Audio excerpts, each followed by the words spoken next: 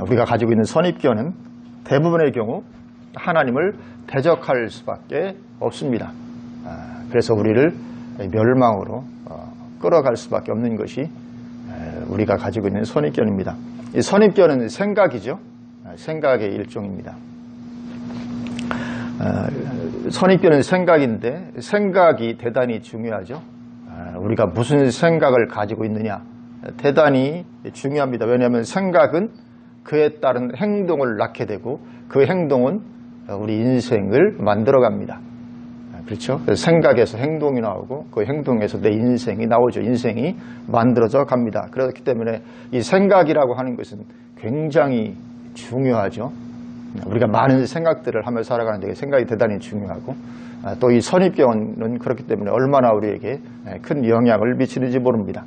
그래서 이 생각이 우리 인생의 성공과 실패를 결정을 하고 더 나아가서는 천국에 갈 것인가 지옥에 갈 것인가도 결정을 하게 되죠.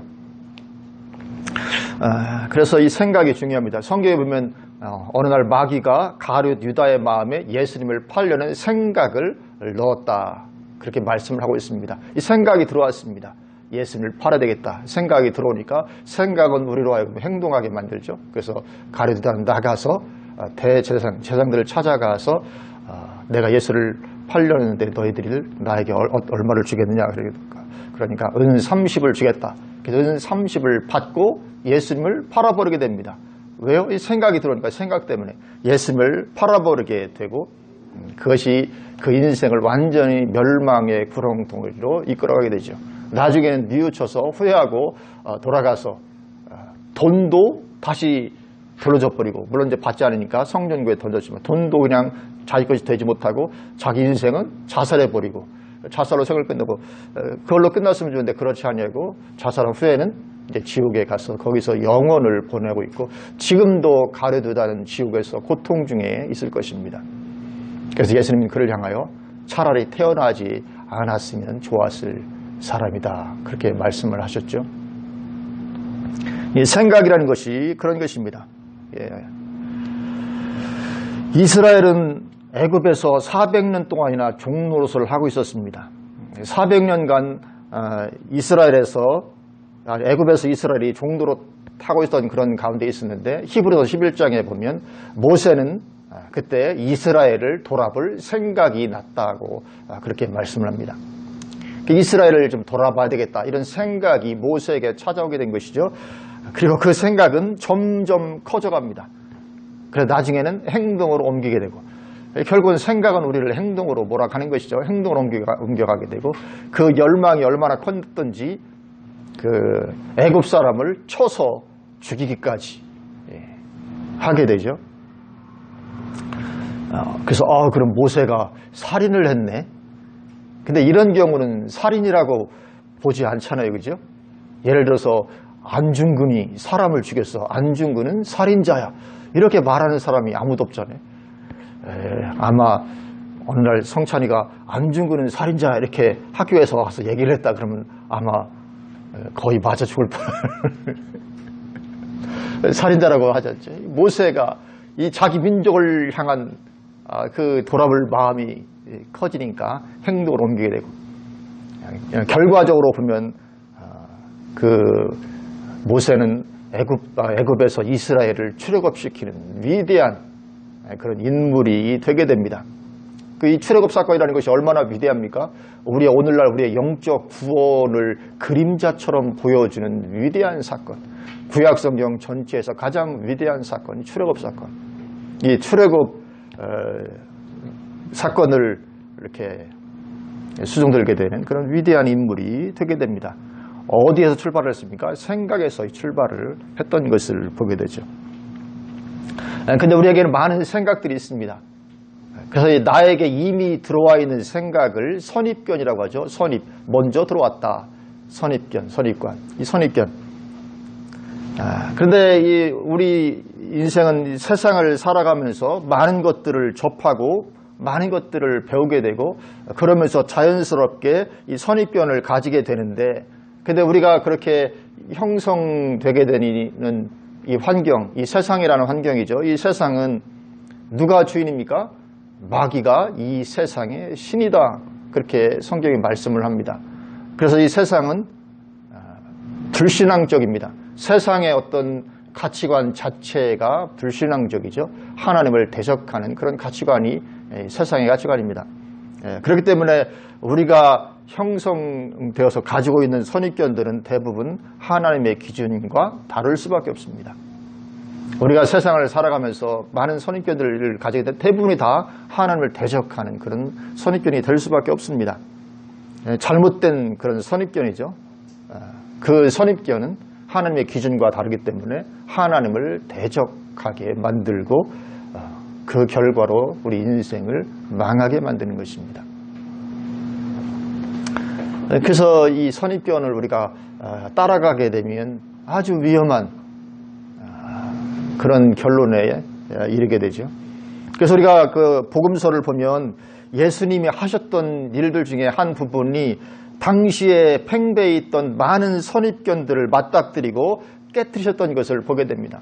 그래서 예수님이 수없이 많은 그런 선입견들을 향해서 투정하셨던 것을 보게 되죠. 예를 들면 너희는 이렇게 들었으나 나는 너희에게 말하노니, 그런 말씀을 예수님이 여러 번 자주 하셨죠. 그 여러 것들에 대해서 당시에 이스라엘 백성들이 가지고 있었던 잘못된 선입견들, 율법에 대해서 삶의 여러 부분들에서 굉장히 많은 선입견들을 잘못 가지고 있었는데, 그건 잘못된 선입견이었기 때문에 당연히 하나님을 대적할 수밖에 없었고 하나님의 영광을 가려울 수밖에 없었고 인생을 멸망으로 인도할 수밖에 없었기 때문에 예수님께서 그 선입견들을 향해서 계속 깨트리시는 그런 작업들을 하셨던 것을 보게 됩니다. 많은 부분들이 그런 작업들을 하셨죠.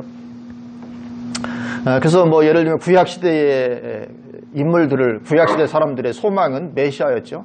메시아가 오시는 것이 그들의 가장 궁극적인 소망이었습니다. 그런데 예수님 오시기 직전에 이스라엘 사람들은 이 메시아에 대해서도 잘못된 선입견을 가지고 있었죠. 당시 이스라엘은 로마의 식민 지배를 받고 있었습니다. 그래서 그들은 어떤 선입견을 가지고 있었냐면 메시아가 오시면 그 메시아는 정치적인 메시아이시기 때문에 로마의 압제로부터 우리를 해방시켜 줄 것이다. 이 로마의 압제로부터의 해방.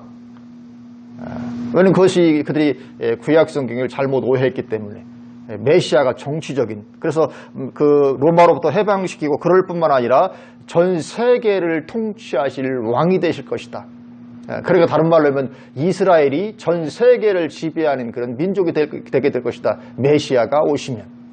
그러니까 그들은 구약 성경에 나오는 메시아 왕국을 현 세대에 이루어질 것으로 잘못 이해를 하고 있었기 때문에 잘못된 선입견을 가지고 그러한 메시아를 그들이 바라며 그리며 기다리고 있었던 것이죠. 메시아에 대한 잘못된 선입견.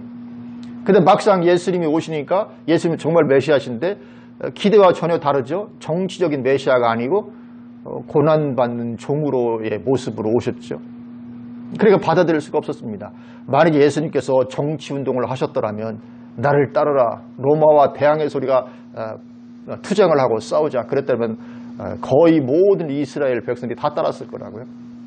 그러나 예수님은 그렇게 하지 아니하시고 고난받는 종으로서의 모습을 지니셨기 때문에 도저히 메시아로서 납득이 안 되는 거죠. 이스라엘 사람들이 볼 때.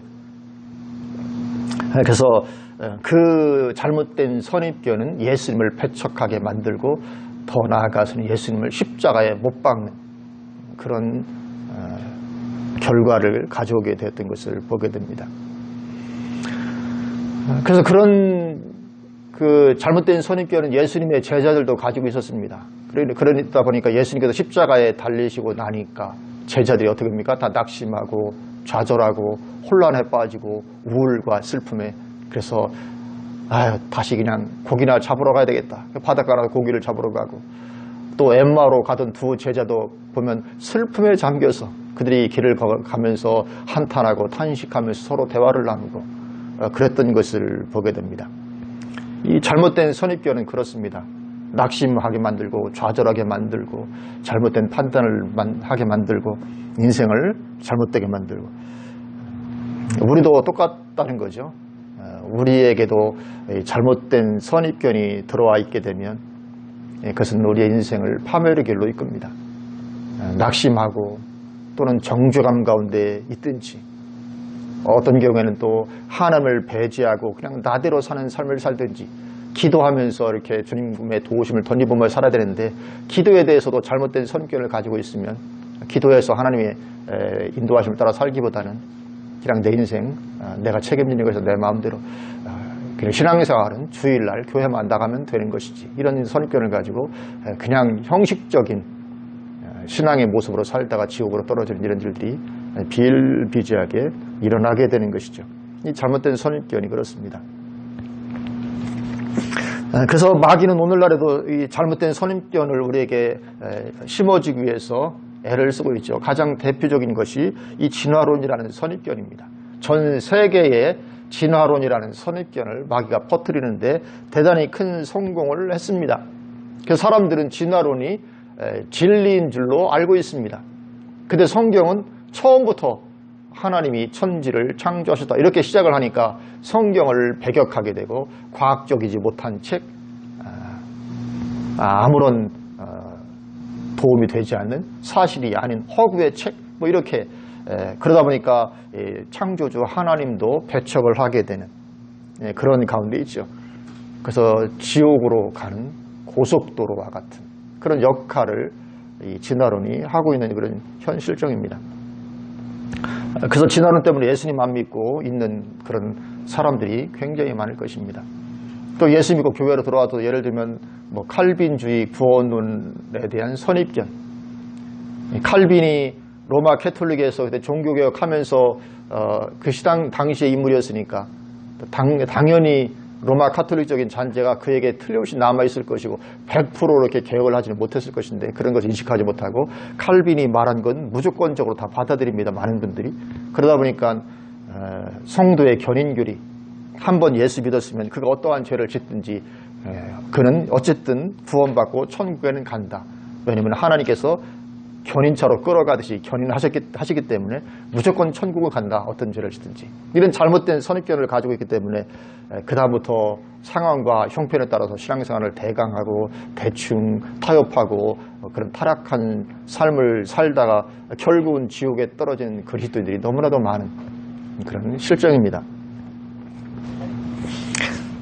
이런 것들이 다 말하자면 잘못된 선입견으로 인해서 인생이 망하게 되는 것들이죠. 근데 우리가 가지고 있는 대부분의 선입견들이 하나님을 대적하는 세상으로부터 온 것들이 많이 있다는 것이죠. 그리고 오늘 본문에 있는 이 부분도 계속 이 선입견들과의 논쟁과 어떤 투쟁, 어떤 그런 것들을 보여줍니다. 우리가 지난주에 봤던 부분이 18절부터 22절까지 금식에 대한 것이었죠. 그러니까 이 금식도 보면 당시 이스라엘 백성들이 금식에 대해서도 잘못된 선입견을 가지고 있었던 거죠. 그래서 예수님께 따지고 했던 것이죠. 요한의 제자들도 금식하고 바리새인들도 금식하는데 어찌하여 당신의 제자들은 금식하지 아니하느냐. 그래 당시 일주일에 이틀 하던 것을 그걸 당연한 것으로 여기고 마땅히 해야 되는 것으로 여기고, 그거 하지 않으면 큰일 나는 것처럼 생각하고, 그리고 그것을 하기만 하면 말하자면 이제 신앙생활 잘하고 있다고 안심하는 이런 잘못된 선입견이죠. 그러나 어떤 상황을 배제한 채 하는 습관적인 금식은 하나님 앞에 무의미합니다. 금식은 좋은 것이죠. 좋은 것이지만 뭐 상황과 어떤 것들 다 배제하고 그냥 어떤 습관적으로 하는 금식, 하여튼 습관적인 것은 하나님 앞에 아무런 의미가 없습니다. 습관적인 금식 하나님 앞에 무의미합니다. 그래서 바리새인들이 일주일에 이틀이나 금식하는 것을 꾸준히 했지만 그 금식으로 아무런 영적 감각도 개발시키지 못했던 것을 보게 되죠. 그렇게 했는데 영적인 감각은 제로입니다. 아무것도 메시아를 오셨는데 알아보지 못하고 성경에 대해서 굉장히 오해하고 늘 그런 가운데 있었고, 그것이 그들의 영적 감각을 전혀 깨워주지 못했던 것을 보게 되고, 그렇게 금식하면서도 그들은 점점 낡은 가죽 부대가 되어갔습니다. 아니 매주 일주일에 2번씩 이틀이나 금식하는데도 낡은 가죽 부대가 되어갑니다. 그런 일들이 얼마든지 있을 수 있습니다. 형식을 따라서 습관을 따라서 행할 때 그런 일들이 발생을 합니다. 그러니 마침내 예수님을 대적하여 십자가에 못 박는 자리에까지 이르게 되죠. 누가 그렇겠습니까? 일주일에 2번 금식하던 사람들이 예수님을 대적하고 십자가에 못 박는 거죠. 그런 일들이 일어나게 됩니다. 잘못된 선입견이 무섭습니다.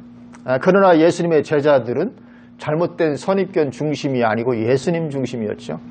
예수님 중심이었기 때문에 금식하지 않습니다. 왜냐하면 예수님이 지금 함께 하시고 너무 좋고, 또 보니까 예수님도 금식을 안 하셔. 근데 예수님 금식 안 하시는데, 야, 예수님 안 하시더라도 우리끼리라도 좀 금식을 하자. 그래서 일주일에 2번 금식하고. 제자들이 그렇지 않았거든요. 그냥 예수님 중심이었으니 예수님 하시는 대로 따라가고, 예수님 보고, 예수님 영향받아서 그 가운데 살고, 그러니까 그들은 그런 선입견을 다 넘어설 수 있었던 것이죠. 예, 축복이죠. 그렇기 때문에 이러한 제자들은 마침내 위대한, 대단한 그런 하나님의 사람들로 세워지게 되는 것을 보게 됩니다. 그리고 오늘 우리가 읽은 오늘 본문 23절부터는 안식일에 대한 또 선입견입니다. 오늘 23절부터 3장 우리 읽은 앞부분까지 다 안식일에 대한 것이죠. 이 안식일에 대한 또 선입견도 그들이 가지고 있었습니다. 그러니까 얼마나 많은 선입견인지 모릅니다. 안식일에 대해서도 안식일은 일만 안 하면 돼. 뭐 어떻게 되든지 상관없이 일만 안 하면 돼. 그런 어떤 선입견을 가지고 있었죠. 그래서 그들은 일을 하지 않기 위해서 온갖 행위들을 규제했습니다. 안식일 날 하면 안 되는 행위들을 나열해놓고 굉장히 이것을 규제를 했죠. 그래서 오늘 보면 제자들이 배고파서 밀 이삭을 따먹는 것까지도 정죄를 하고 있는 것을 보게 됩니다. 오늘 23절부터 한번 볼까요? 23절 안식일에 예수께서 밀밭 사이로 지나가실새 그의 제자들이 길을 열며 이삭을 자르니 바리새인들이 예수께 말하되 보시오 저들이 어찌하여 안식일에 하지 못할 일을 하나이까. 제자들이 길을 열며 밀 이삭을 자르는 행위가 만약에 잘못된 것이었더라면 예수님이 당장 얘들아 그러면 안 된다 그렇게 말씀하셨겠죠. 그런데 예수님은 아무 말씀도 하지 않는데 주변의 사람들이 따지는 거죠. 아니 오늘이 안식일인데 아니 안식일 날 그렇게 추수를 하면 되는 것이요. 배고파서 밀 이삭을 따서 밀을 먹으려면 이제 손으로 이렇게 비벼야 되거든요. 비벼서 이렇게 저도 어릴 때 이렇게 비벼서 먹어본 적이 있는데 부으면 씹을만 합니다. 그래서 어릴 때 우리 껌이라고 씹기도 했던 그런 기억이 있는데 야, 껌 먹자. 밀 이렇게 따가서 씹으면 이제 약간 쫀득한 맛이 있으니까. 제자들이 배고프니까 이제 그렇게 따서 먹고. 근데 그것이 안식일 날 노동을 일을 하면 안 되는데 너는 지금 추수하는 일을 했지 않냐. 안식일을 범한 것이다. 그러니까 이들의 어떤 그 잘못된 선입견, 안식일 날 배가 고파서 뭐 어떻게 되든지 말든지 일만 안 하면 돼 하는 이런 잘못된 선입견을 그들이 갖고 있었던 거죠.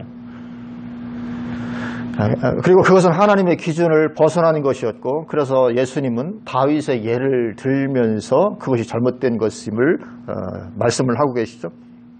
25절 예수께서 이르시되 다윗이 자기와 및 함께한 자들이 먹을 것이 없어 시장할 때에 한 일을 읽어보지 못하였느냐. 그가 아비아달 대제사장 때에 하나님의 전에 들어가서 제사장 외에는 먹어서는 안 되는 진설병을 먹고 함께한 자들에게도 주지 아니하였느냐. 그랬는데도 괜찮았지 않았냐. 성경 어디에도 이때의 다윗이 행한 행위가 잘못되었다고 말씀하는 구절이 없습니다. 당시 율법에는, 구약 율법에는 그 진설병, 하나님의 전에 이제 그 빵을 이렇게 진설해서 일주일이 지나면 이제 그걸 걷어내서 새 그릇으로 바꾸고 걷어낸 것은 오직 제사장만 먹도록 율법에 규정되어 있던 것이요. 규정되어 있었죠. 그래서 다윗이 그걸 먹었던 것은 율법을 틀림없이 어긴 것이었습니다. 그러나 그렇다 할지라도 하나님은 다윗을 정죄하지 않으셨습니다. 왜냐하면 그때 다윗이 너무 배가 고팠기 때문에. 너무 배가 고팠고 함께 했던 사람도 너무나도 배가 고팠습니다. 너무 배고픈 가운데 그 성전에 가서 제자한테 뭐 여기 먹을 게 없느냐? 그러니까 제자장이 여기 먹을 건 없고 그 성전에서 물려온 그 빵 진설병 그것밖에 없다. 그래서 그걸 준 것이거든요. 만약에 다른 먹을 음식이 있었다면 그걸 먹었겠지요. 근데 음식이 없고 너무 배고프고 그런 경우에 하나님은 그 율법에 하지 못하도록 규정되어 있는 것임에도 불구하고 어떤 게 더 가치가 있느냐? 먹고 그 주림을 면하는 그것이 더 가치를 하나님 두신 것이죠. 아니 하나님이 율법 그 진설병 제사장만 먹으라고 했는데 그 굶주린 사람 굶게 하고 제사장 먹게 하는 것이 하나님께 무슨 뭐 그 유익이 있겠습니까? 그런 것에 있어서. 그래서 그 어떤 율법의 규정 하나하나보다 더 중요한 것은 하나님의 정신이죠. 하나님의 사랑과 하나님의 긍휼과 하나님의 자비 이런 것들이 굉장히 훨씬 더 중요한 가치를 가지게 되는 것이죠. 그래서 다윗은 이 행위에 대해서 성경이 정죄를 하고 있지 않습니다. 뭐 안식일도 마찬가지라는 것이죠. 그래서 27절 보면 우리 27절 같이 한번 읽겠습니다. 시작. 또 이르시되 안식일이 사람을 위하여 있는 것이 아니요 사람이 안식일을 위하여 있는 것이 아니니. 예. 안식일이 사람을 위하여 있는 것이요 사람이 안식일을 위하여 있는 것이 아니다. 그러니까 사람이 안식일에 종속되는 그런 변수가 아니고 안식일이 사람에게 종속되는 것이다. 뭐가 더 귀하냐? 사람이 더 귀하다. 그러니까 안식일도 사실은 사람의 유익이 되기 때문에 하나님이 허락하신 것이다. 그런 의미를 가지고 있습니다. 그래서 우리는 반드시 안식일을 지켜야 되지만 그러나 예외적인 상황이 발생을 하면 그것을 넘어설 수도 있다. 그런 것이죠. 오늘 그런 것이 될 수 있는 것이죠. 예를 들면 우리가 등산을 할 때 당연히 등산로로 다녀야 되죠.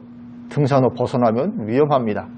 등산으로 당연히 다녀야 되지만 등산로를 벗어나서 굉장히 좋은 조망초가 있는데 거기 조망초에 서서 조망하는 거 얼마든지 좋은 것이죠. 그런 것들을 다 배제하고 오직 등산로로만 100% 다녀야 된다. 아유, 그럴 사람이 어디가 있겠습니까?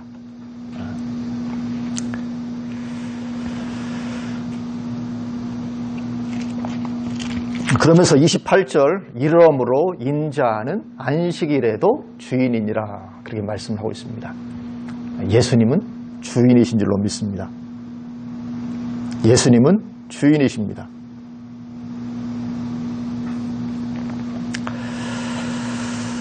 그래서 우리의 기준은 예수님이다.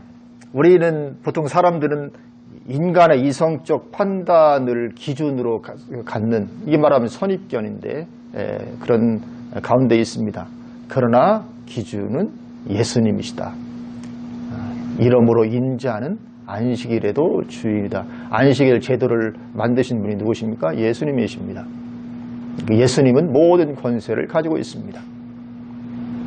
그래서 안식일에도 주인이다. 그래 안식일에 대해서도 주인이다. 그 말은 그 외의 모든 것에 대해서 다 예수님이 주인이시다. 그런 것이죠. 모든 것에 대해서 예수님은 주인이십니다. 그래서 우리의 삶의 기준도 내 행위의 기준도 예수님이시죠. 그렇기 때문에 우리는 그 안에 들어가서 살아야 됩니다.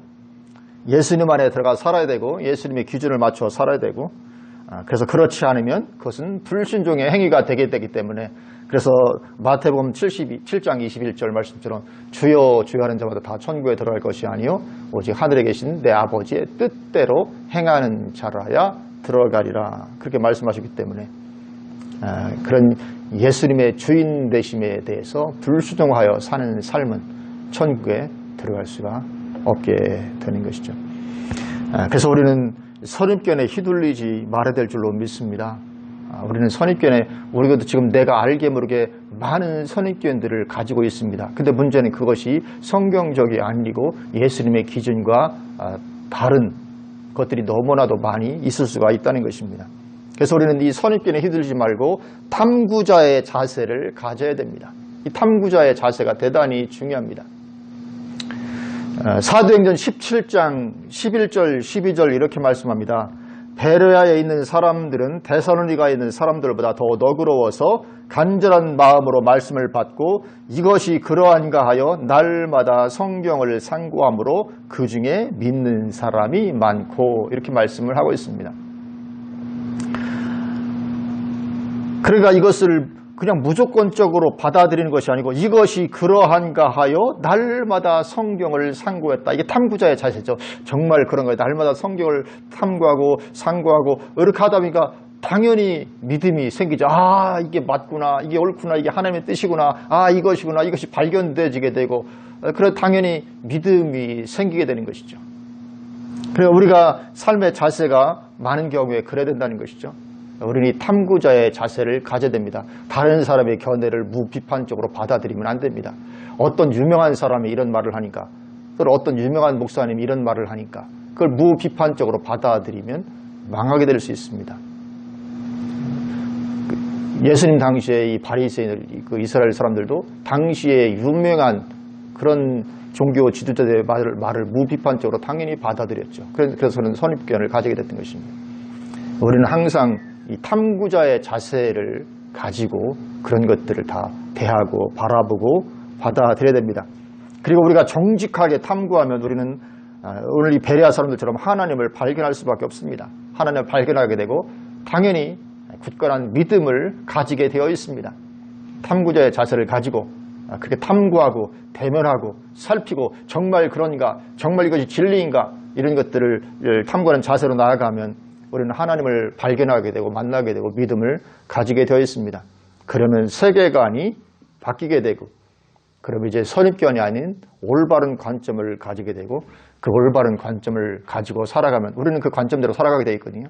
살아가면 우리의 삶은 위대한 그런 결론으로 맺어지는 그런 삶이 되게 될 줄로 믿습니다.